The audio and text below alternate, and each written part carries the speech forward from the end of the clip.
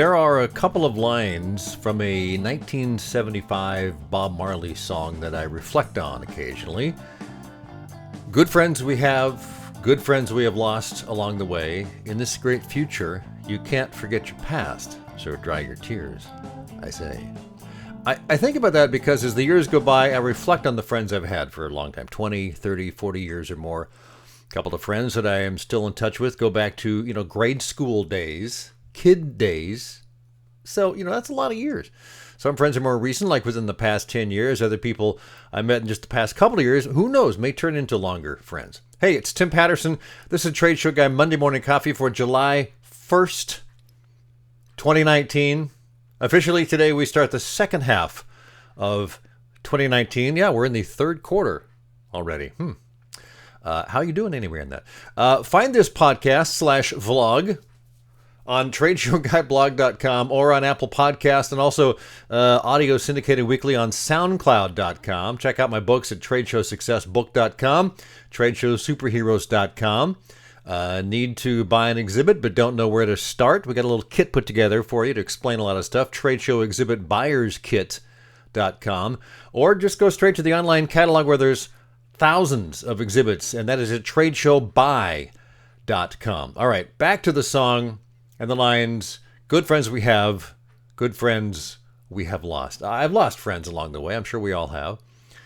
Some died young, some very young, but they stay alive in our mind, right? Others made it to the middle age, but no more. Still others near to my age, just recently in the past year or a few months have passed on. Surprisingly so. I thought they're too young. They're only a few years younger than me, and I feel young, and they're not with us anymore. Brings to mind a few thoughts. I thought it'd be fun to talk about friendship, and as time goes by, how we deal with it, how we look at it. First of all, we all have an expiration date, our friends, even us. There's a limited amount of time that we can stay in touch with our friends and visit with them, talk to them, let them know we care about them and love them. In that sense, the value of those friends is very precious, and I don't think we should take any of this for granted. Secondly, lots of time can go by without hearing from them or them hearing from us. It happens. We have a busy life, Ralph Waldo Emerson said the only way to have a friend is to be one. And I think that's true. I think a good friendship, one that lasts over time, needs attention and caring, and it needs us to be proactive to keep it alive. I'm guessing you probably have friends you haven't seen or heard from for years, and then, you make a reconnection, and it's like you were never apart. You know each other's ways and methods and how you were back in the day that you're so comfortable, it's like you don't miss a beat. It's like nothing, you're back together again as friends. Other old friends that you've known for a long time, they've changed when you see them, or you've changed, and it's just not the same. It might even be a little awkward or uncomfortable at times. I visited friends that I've known from like high school, and just they're different people there. They weren't the kind of people that I would tend to hang out with a lot, but they're still nice people, still great people, just not close friends. 10 years or so ago, a friend that I had known only for a couple of years at that point, got through some pretty horrible circumstances and needed a place to stay. Long story short, I said, I have a place. I've got a spare room. You can stay here as long as you need it till you get back on your feet. So it took a month, got back on his feet and able to get his own place. And I felt really good about helping. I was glad that he asked. On occasion, he's brought it up to me about how much that meant to him at that time. It was just very important. It really kind of solidified our friendship. Even though we aren't really close, we certainly have a great time when we get together. And oddly enough, at that time, there were a number of people that he thought would help them basically turn their backs on him. And I thought that was kind of weird, but it happened. Which brings me to this. When does a friendship run its course? My wife and I have talked about this recently because of a friendship that's changed so much, it's probably over. Friendships do and can end. Sometimes our goals change, our lives change. We meet a partner, we marry, we move on, or we simply move to another place and we just don't stay in touch. We also want and attract different kinds of people and make friends with different folks at different times and stages in our lives. I remember in my 20s, I think it was Jim Rohn, I heard this quote. He said, "You are the average of the 5 people you spend the most time with." And at the time I thought, geez, the 5 people I spend the most time with. Let's see, all we do is play music and party. Great people, That's all we wanted to do at the time. There wasn't a lot of ambition in the group, except we're going to be rock stars, right? But there's no plan to get there anyway. So, but I felt there was more ambition. I wanted to do more in my life, so I looked to find other people over time that might have a different impact on me. And over time, I think I've done it. It didn't certainly happen overnight. A couple of those close friends I had at that age, back in the mid-20s, are still good friends. Of course, I'm not in my 20s anymore, and my daily goals are not the same. Neither are theirs, but there you go. And I think friends can come from anywhere. A lot of them, of course, come from work relationships. I was in radio for 25 years, and a number of my good friends are from that era of my life, even though I haven't really been working in radio for coming up on 20 years. And so I haven't had those working relationships with them. We've come and go, but we stay in touch, And so relationships build and can become friendships, even though jobs change and you and your coworker moves on. It happened a lot to me. Friends can come from people you meet casually, like at a club or a bar, or from traveling. I've met, there's a guy I met years ago who was from Australia. We got to be good friends because he was a friendly guy and he came to Oregon. And we just kind of crossed paths and got to know each other, and we stayed in touch. You can meet people hanging out at a park or going to church or from clubs you belong to. If you're looking to be a friend so you can have more friends, hang out at the places where you feel the most comfortable, the most at home.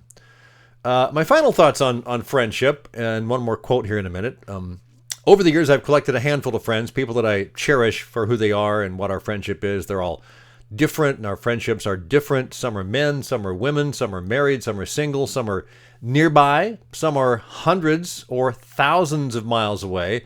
And of course, all those circumstances affect how and how often we interact. But they're still good friends, the best of friends.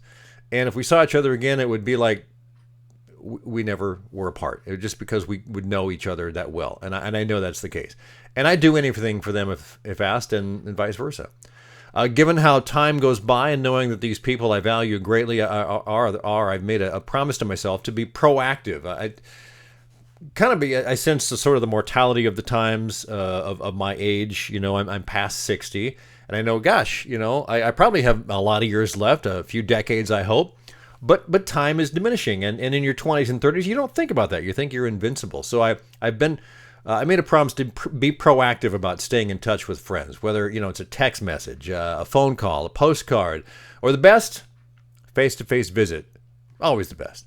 I look to be and plan to be more proactive about being that person that wants to continue to be a good friend, because I recognize that I've not always been that way. And you can't wait for someone to call you. If you want to talk to someone, you just got to pick up and call or just go see them. Final quote comes from C.S. Lewis. Friendship is born at that moment when one person says to the other, "What, you too? I thought I was the only one." It's a great way to strike up a friendship. All right, let's move on to a trade show tip of the week. Trade show marketing is a lot of things. Logistics, having a good exhibit, planning, launching new products and services, meeting old clients and colleagues, and looking for new customers and clients. So much to do. But one thing trade shows really take is a lot of energy, a lot of personal energy.